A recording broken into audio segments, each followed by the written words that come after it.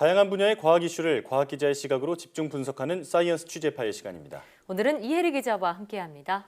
어서 오세요. 네, 안녕하세요. 네, 오늘은 두 가지 소식을 준비하셨다고요? 네, 맞습니다. 오늘 첫 번째로 제가 준비한 소식은 우선 교과목에 관한, 그중에서도 수학과 과학에 관한 이야기입니다.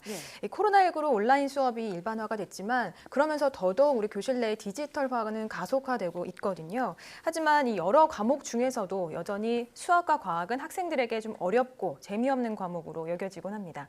그래서 디지털 시대 이 수학과 과학 교육을 좀 바꿔보자라는 이런 시도가 시작이 됐고 오늘은 이 내용 조금 더 자세히 알아보도록 하겠습니다. 네, 우리가 그 수포, 과포 뭐 이런 얘기 많이 하잖아요. 네. 저도 학창 시절에 수학과 과학을 그렇게 좋아하지는 않았었는데. 어렵죠. 네. 자, 하지만 그 4차 산업 시대에서는 이제 갈수록 수학과 과학의 중요성이 커지고 있잖아요. 네. 그런데 안타깝게도 특히 수학을 포기하는 학생들의 수가 늘고 있다고 들었습니다. 네, 그렇습니다. 이 조사 내용을 보면 중고생 10명 가운데 1명이 수학 기초학력 미달 학생으로 나타났는데요. 자세히 살펴보면 특히 최근 5년을 기준으로 중학생과 고등학생 가운데 수학 기초학력 미달 학생 수는 크게 증가한 것으로 나타났습니다. 중학생의 경우 2015년 수학 과목 기초학력 미달 학생 비율이 4.6%였는데 점점 올라서 2019년 11.8%로 5년 만에 2배 이상 올랐고요. 고등학생 역시 이 수학 과목 기초학력 미달 학생 비율이 2015년 5.5%에서 2019년 9%로 5년 사이 2배 가까이 늘었습니다. 참고로 기초학력 미달 기준은 한국교육과정평가원이 해마다 실시하는 이 중학교 3학년과 고등학교 2학년 학생 대상 학업 성취도 평가에서 100점 만점 가운데 20점 미만의 점수를 받은 학생을 말합니다. 네, 학생들이 수학을 유달리 어려워하고 있는 것 같은데 사실 뭐 인공지능이나 빅데이터, 4차 산업혁명 관련 얘기를 하면 가장 중요한 것이 무엇이냐라고 물어보면 꼭 이런 기초 공부들, 수학과 과학 기초 공부의 중요성을 강조하시더라고요. 그런 측면에서 좀 이런 상황이 안타깝기도 해요. 네, 맞습니다. 뭐 저희가 사실 학교 다닐 때만 해도 뭐 요즘에는 나 때는 말이 이런 말 하면 안 되긴 하지만 저희 때만 해도 뭐 인공지능이라는 말을 들어본 적은 없거든요. 맞아요. 하지만 요즘 학생들에게는 그 무엇보다도 또 중요한 개념들이 됐고 이런 디지털 신기술에 대한 학습의 중요성은 더 커지고 있는데요. 그렇기 때문에 이런 교육 현장의 변화가 더 필요하다. 이런 공감대가 더 확대됐습니다. 교육부 장관의 말 직접 들어보시죠. 미래 지능정보사회의 발전을 선도하는 세계적인 인재 양성을 목표로 하고 있습니다. 이를 위해서 초등학교에서부터 정보, 인공지능 관련한 학습의 기회를 확대하고 또 모든 학교에서 첨단 과학을 체험할 수 있도록 하면서 학생의 맞춤형 학습을 위한 인공지능 학습 시스템을 개발하고 있습니다.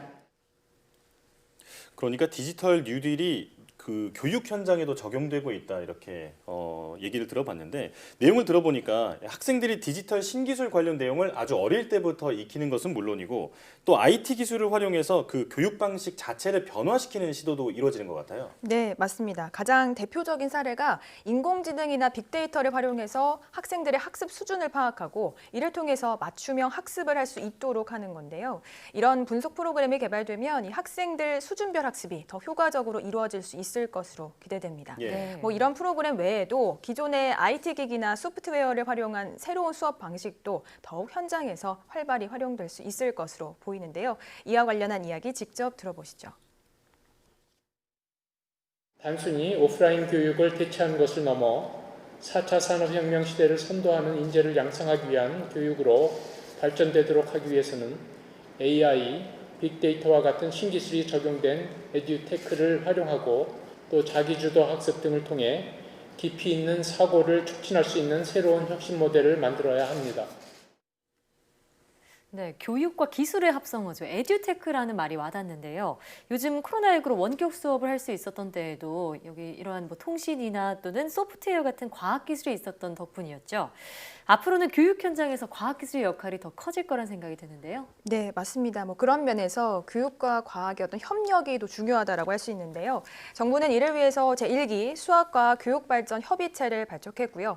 내년 6월까지 교육과 과학 두 분야가 협력해서 구체적인 과제를 선정 설정하고 일선 교육 현장에서 실천하기 위한 방안을 마련할 예정입니다. 네. 동시에 또 수학, 과학 대중화를 위한 지원 사업도 대학 또 정부 출연 연구기관 등과 함께 펼쳐나갈 계획입니다. 네, 과학기술뿐만 아니라 여러 가지 지혜가 좀 잘 모여서 창의적인 인재를 좀 양성할 수 있는 방안들이 나왔으면 좋겠습니다. 네. 자, 다음 소식 전해주시죠.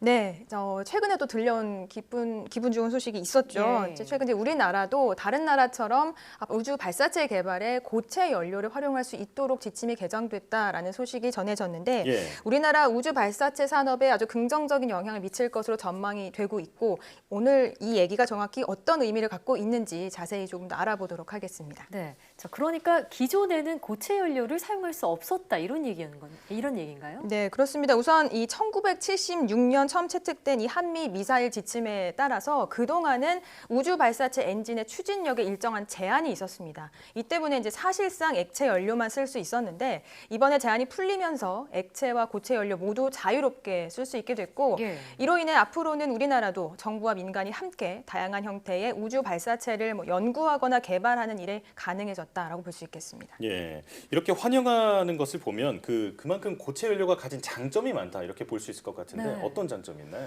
네, 우선 고체 연료에 대한 특징을 조금 자세히 알아보면 이 고체 연료를 사용해서 발사체를 만들 경우에는 우선 구조가 간단해서 제작이 쉬워집니다.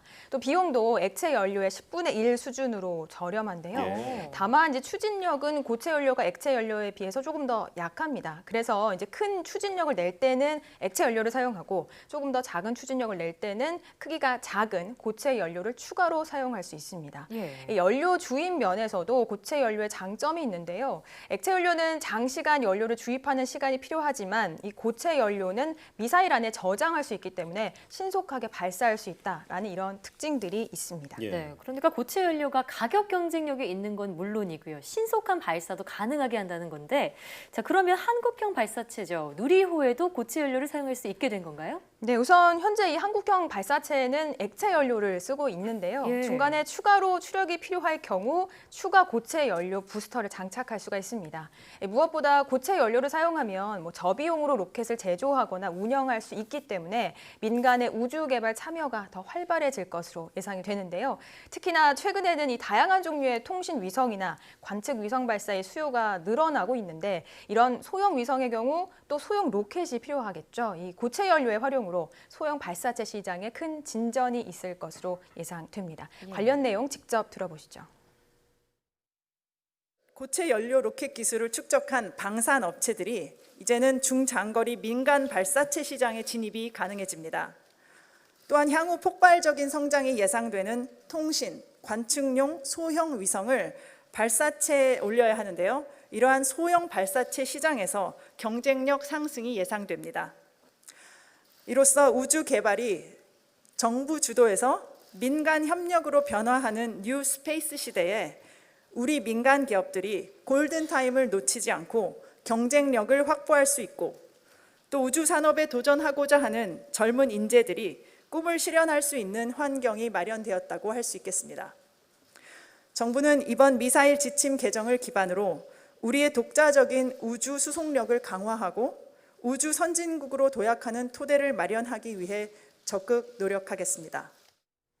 네, 이렇게 우주 발사체 산업이 발전한다는 것은 관련 기업이 또 많이 생기고 네. 인력 수요가 늘어난다는 것을 예상할 수 있기 때문에 예. 이런 비슷한 경제적인 효과도 예상할 수 있을 것으로 기대됩니다. 네, 그동안 우리 기술로 만들어서 쏘아 올릴 수 있는 그 발사체가 필요하다 이런 얘기 정말 많이 했었는데 네. 그 꿈에 한 발 더 가까이 가게 된 것 같아서 좋은 소식이라는 생각이 듭니다. 이혜리 기자와 함께했습니다. 오늘 말씀 잘 들었습니다. 고맙습니다.